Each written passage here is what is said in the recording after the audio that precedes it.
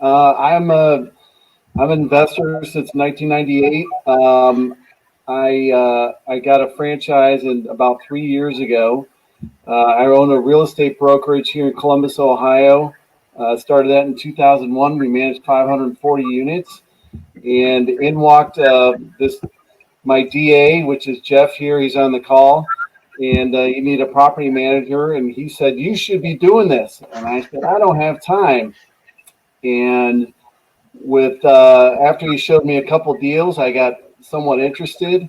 So I took my wife to one of these events. Of course, it was live back then, and she slid a note over that said, "You don't have time to do this." So basically, I signed up, and it's allowed me to pay off my properties in a third of the time. So, okay, great. Jeff? Yeah, I'm what's called a development agent. We'll learn a lot more about that later as we go through the slides here. My background isn't in real estate at all. So I went from military background, active duty military, and was really sick of that. It wasn't producing what I wanted it to produce. Obviously, over time, long-term wealth, military is not going to do it for you. We do get a pension, but I heard about HomeVestors probably maybe from some of you guys, the We Buy Ugly Houses people from billboards back when I was working in Washington, D.C. I didn't really know anything about it, but somewhere it popped up as a opportunity, and I called in, and I left the military. I joined HomeVestors full force. Cleveland, Ohio market is where I started, and for personal reasons, I moved through a couple other markets successfully. Became a development agent. Again, we'll talk about that again, and currently in Columbus, Ohio with Mitch there, and active in buy and selling real estate as a franchisee, and also what I said before, development agent side. Okay, good. Mariah? Hi, I'm Mariah. I've been with HomeVestors for about a year. I'm in the Cleveland market. Before I joined HomeVestors, I was actually a stay-at-home mom. I was looking for something that would help me balance my work life and my home life, because prior to being a stay-at-home mom, I was in the corporate world for about 10 years. And I found HomeVestors through a neighbor who's also a development agent, like Jeff is, only he's up in Wisconsin. And he told us about the company, and we decided to give it a try. Okay, great. All right, so over the next hour or so, we will cover, we're going to have some slides we're going to show you. During that time, you may have some questions. If you'll chat your questions over to right in the chat box, we will answer them at the appropriate place. And if we haven't answered them during the presentation, we'll answer as many as we can there at the end. So first, let's talk a little bit about the company. And Jeff, you want to give them a little overview of the company? Yeah, for sure. Interesting concept that happened here. This actually started a really long time ago. Ken D'Angelo was the original founder of this company. He was a broker in Texas. And what had happened way back in the 70s, he was a broker and just saw this niche of people that couldn't list traditionally through real estate brokerage or agency for whatever reason. They couldn't come up, and we'll talk about some of those reasons why it makes sense going further. But he saw this niche and started buying and selling houses for people in Dallas way back then. And over the course of time, brought some of his friends in and saw the benefit of a team mentality and a team network.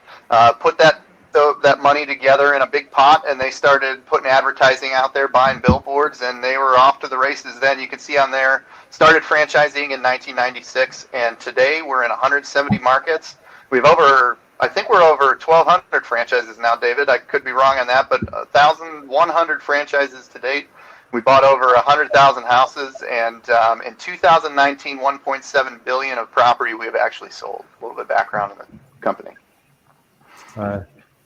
Thanks, Jeff. Yeah, we're a little bit 1150, somewhere around that. So we have been going fast. We've been recognized a lot of different awards. Here's a few of them from the top 20 fastest growing franchises by Entrepreneur. Number 13, the Franchise 500 by Entrepreneur Magazine. We're in the top 50 in franchise satisfaction by Franchise Business Review. They do a survey every year of all the franchises in the country. and they recognize the top 50 in franchise satisfaction. And they've been doing that surveys for 10 years, and we've been the top 50 for all 10 years. The best of the best franchises, and there's so many more awards we couldn't list them all. So why would you want to consider HomeVestors? There's several things. First of all, for those that are looking for a proven business, Mitch, you want to kind of explain from those, I think, without experience, why you might want to consider it.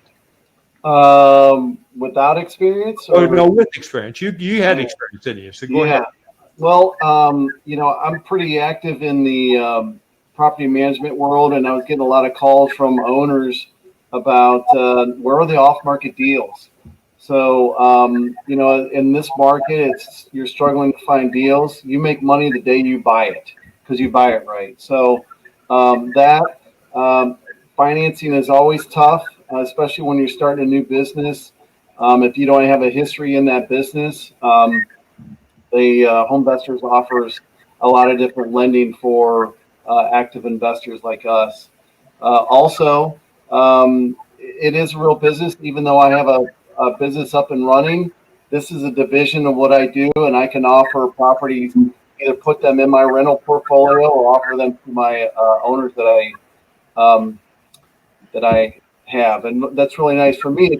I can take it to the next level for his business. But as far as new people, Mariah, I'm going to hand it over to you. Yeah, so for me, as I had mentioned, I'd been in the corporate world for about 10 years before I would step back to start a family.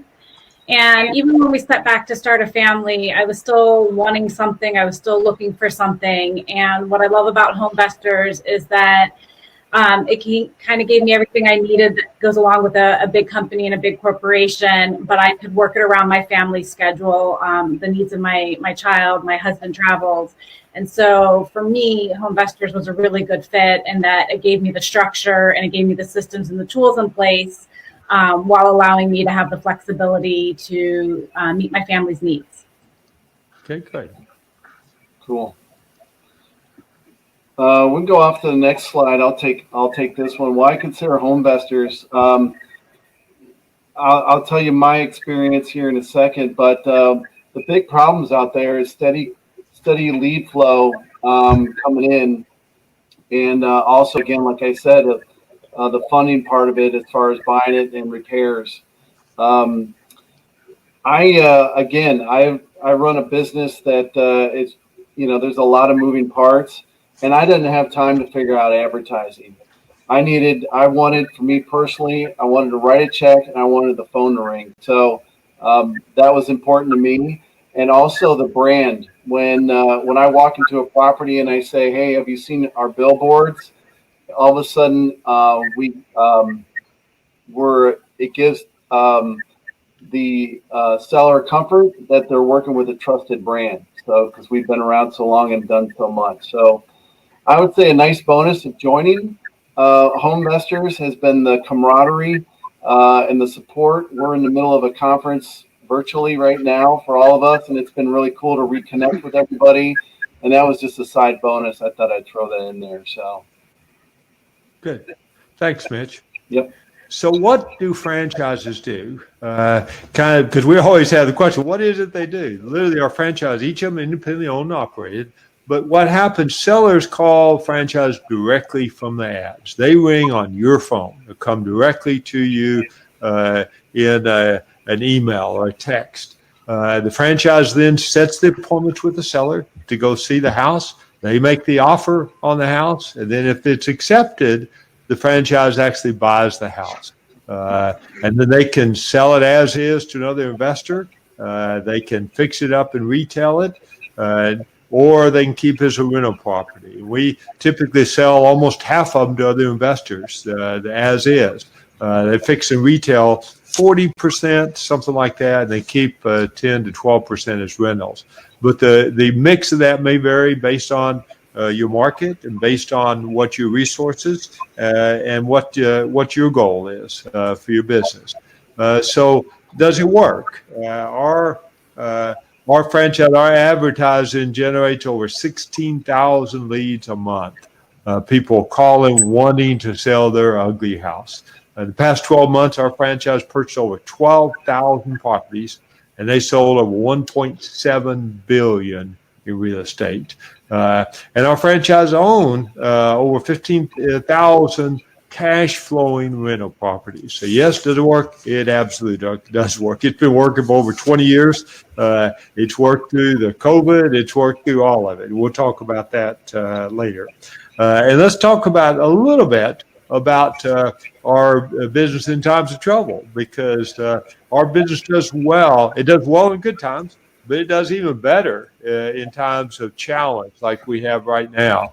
The franchise getting calls, they're buying houses. The people are people that call us because of an event, not because of anything else. They have a death in the family. They need to put grandma in a nursing home. That event, those events happen even in good times and bad times. We're also adding new franchise. We've added over 20 for the last 3 months, and we're on track to get over 20 this month of new franchises. So, Jeff, you want to add anything to this? Yeah, sure. I just think it made sense to talk a little bit just about adapting the processes. Some people say that a brand, and because we're such a big company, we have 1,100 locations nationwide that we can't shift. And I'll say that's in this market we have other companies that are actively investing in real estate outside of HomeVestors, but that was the biggest thing that I heard is, well, you guys can't adapt, you guys can't shift. And what's really impressive is the amount of, I think there's going to be a slide later. We really did jump in, just like a lot of businesses across the country, across the globe. We jumped on webinars. We started talking. We started trying to figure out how we're going to make sense of this. And the really interesting part is we performed really heavily in times of struggle and times of need. I hate that it happens. Nobody wants to profit off of somebody that's in need, but that's just the business that we have. We are promoting and targeting sellers that are in need to sell in one way or another. And what's really impressive during this COVID-19 period is the way HomeVestors did shift from our buy appointments to the advertising that we're putting out there, and even some of the you'll see the TV commercials. So I just said it's really impressive how quickly we were able to adapt and we're able to shift. And in a very small period of time, HomeVestors got everybody together and shifted to the new normal, which was great. I think I can take this next one. So what is the HomeVestors way? It's how do we come up with these properties, and what is it that we're targeting? We don't buy, like you see right on the top there, foreclosures, short sales, auctions. That's not the game for us. Those are the ones that, if you're on here and you are an investor, you probably know a lot about those. We don't really compete with that. They're just not the best way for us to buy at the discounts that we need to have the business that we want. The biggest thing that HomeVestors understands is that we make our money on the buy. And the best way that we can actively make the money is by sitting directly with that seller, trying to solve that seller's problem one way or another to benefit us, and obviously to help them in a situation of need. So that's what this business is. HomeVestors, like Mitch said, he just wanted something where he can just hand the money over to HomeVestors. They can put everything together, and then sellers call us actively. We're going to talk a lot more about the advertising that we have. We target sellers through direct mail programs and through billboards and all these things. The nice thing is we don't chase sellers or deals. People call us directly. So when we answer the phone, we say we're HomeVestors. There's a seller on the other side of that line that is interested in hearing how we can possibly help them work through a situation. Anybody that's actually bought from traditional sources before, it's a grind. I know that I jumped right into HomeVestors. You heard that about my background being military. I didn't have any experience, and it seemed to make sense that HomeVestors had all that. So I was looking for exactly what they're providing, is the access to sellers that are going to call. If I do know a lot of people that are out there that have tried on their own, and it's very difficult. It's very difficult to come up with people that are interested in selling their properties at a discount, and it's certainly a process. And that's the business behind HomeVestors. We get the steady stream of leads from that advertising, where people actually call us to talk about selling their property to us. Thanks, Jeff. And you're going to find they talked a little bit about marketing. We are a marketing powerhouse. This is what we call our pyramid. Our franchise spent over $70 million in 2019 generating leads. And that's what the focus is.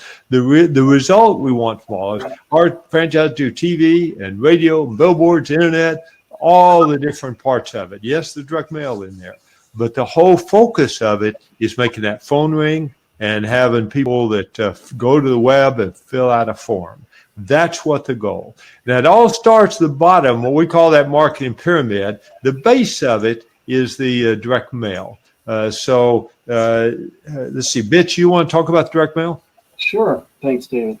Yeah, the extensive research and access we have to property records to find out who's living where, and a little trick that we can't tell you right now is why we're going after certain ones. Having access to property records allows us to go out and mail people directly. The postcards and letters still work. There's a lot of people out there doing pay-per-click and stuff, which we also do. But if we're hitting 147 million property records, that's a big piece of it. So we're mailing out 5 million pieces per month, and that's what makes the phone ring. So, Mariah? Yes. I'm going to talk about some of the outdoor things that we do, our outdoor billboards.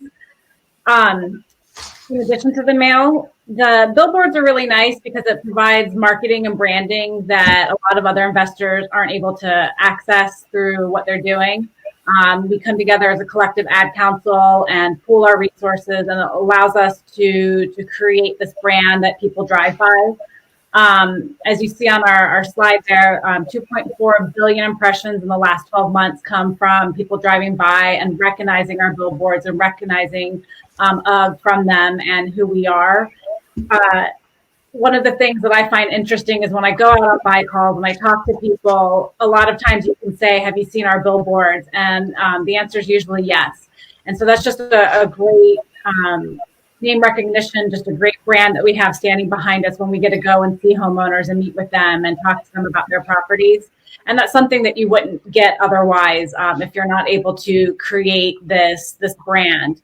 The other thing that I love about billboards is you're never going to get a call that says, take me off your list from them, like you might get from the direct mailers or from other sources that you're seeking to get leads from. Great. Thanks, Mariah. Well, go ahead, Jeff. Oh, I was just going to jump in and say, like, this is the powerhouse of this is right here, the direct mail program, and talking about direct mail and then the billboards. We're the brand when we walk into the house and I know anytime I'm walking into the house to talk to a seller, there's probably other investors there, but it doesn't make a difference to me because people know this branding. Yeah, likely if you're in these markets, you've seen it before, and it really has a lasting impression on the seller. They're looking for a company that can get the job done, and these certainly take care of it.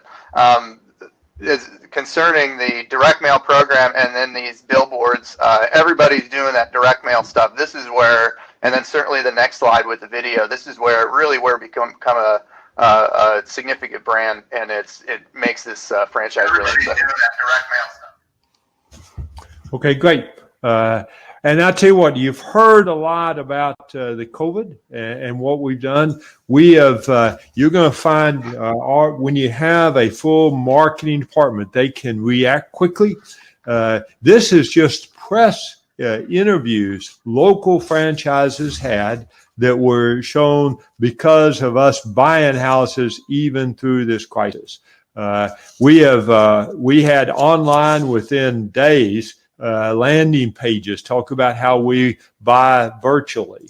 We have display ads online that shows how stuff is happening. Literally, we had mailers out very quickly that we are that we are still buying, even in the pandemic, that we'll do it safely.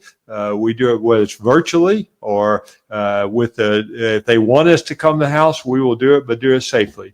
We even had TV commercials, and we had a TV commercial within weeks that were put online. And I'm going to show you the commercial now that it was there. Let's see if I can start this. And all of our speakers, please mute yourself.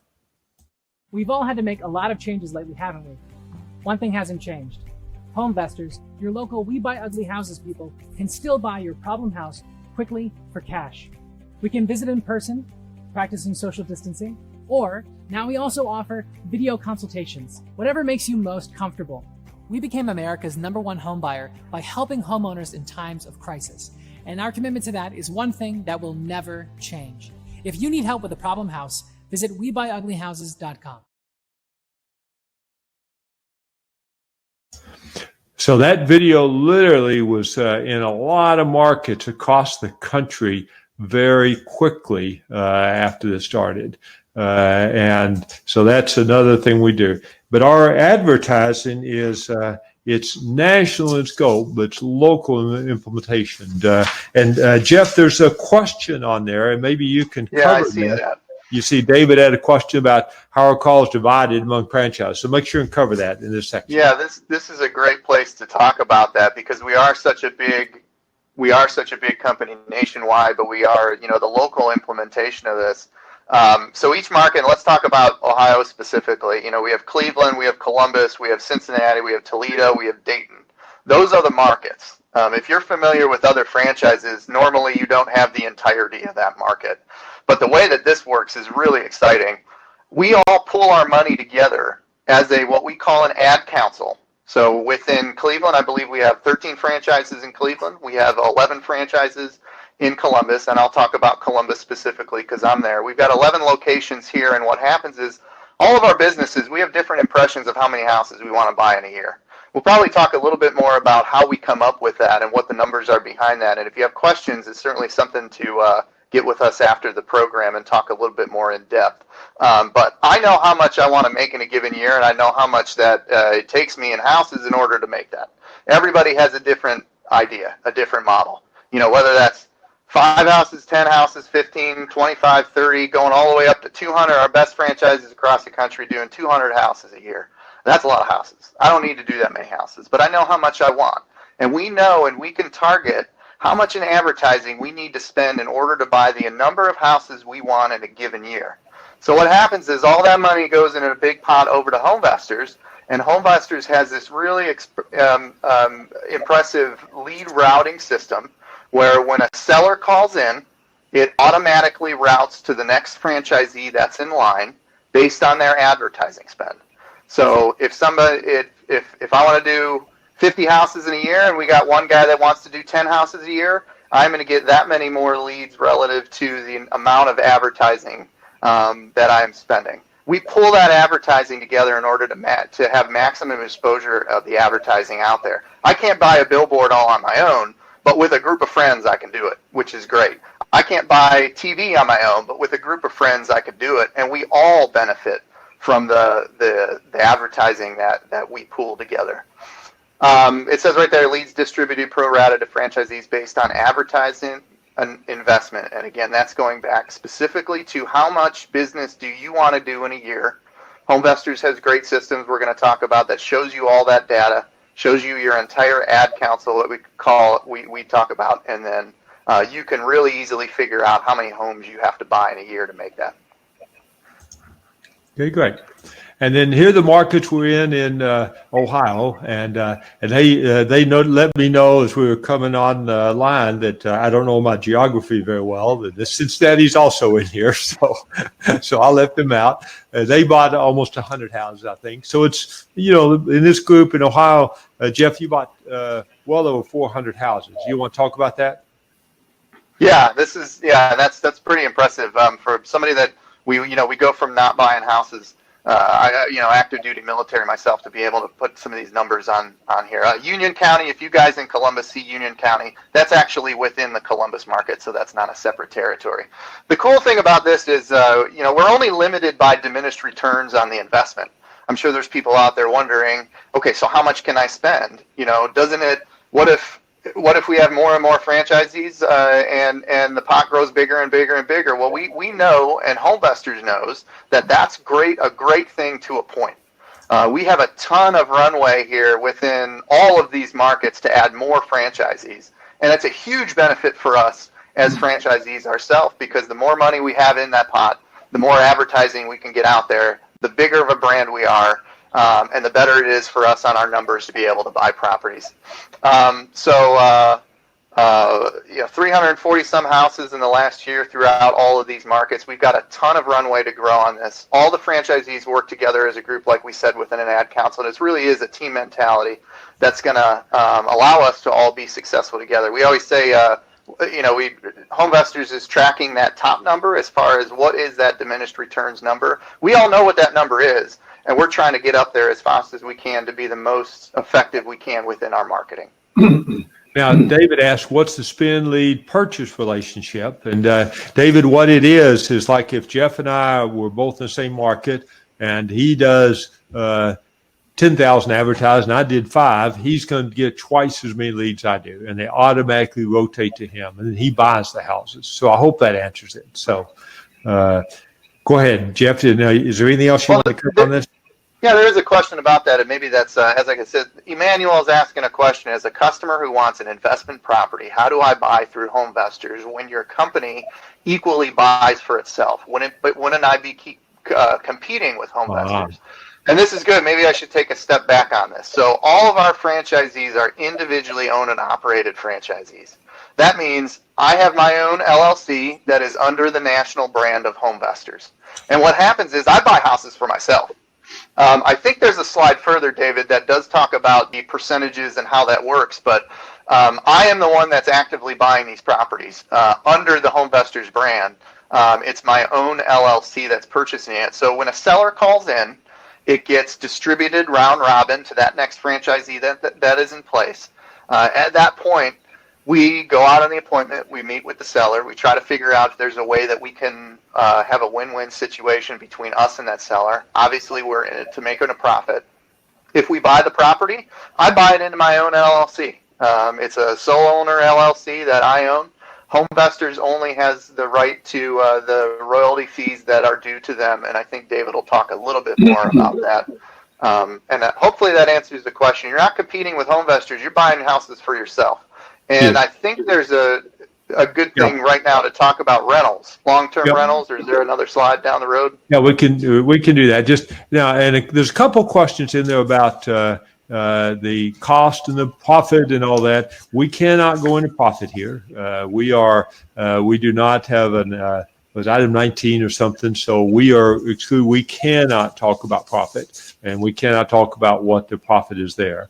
And so later on, you can get after you get through the process, you can talk to some local franchises, and they can answer all the questions you want there. So Jeff, there's what was the other question you said about the? It was almost relative to that question of what do we do with the houses on the back end, but I think you have a slide to that. I wanted to talk to rentals because that would be the long. We can talk about that when we get Sounds there. Good. Okay. Good. All right, so that's kind of a little bit of Ohio. So who is it we market to? And Mitch, I think you want to cover that? Sure. So a lot of the stuff that we see is something that might not show up on the MLS. I'm also a licensed broker. A lot of people that want to sell, there might be work that needs to be done, or they want to get out of it. I had a case where a lady, she didn't want to have to sell it. She wanted to move on her own timeline, and it was easy for her to go ahead and sell her property and move on her time frame. Some people inherit real estate. I have a story about that here in a minute.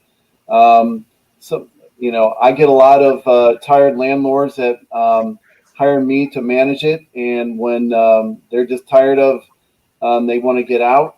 Sometimes we get landlords that call us up.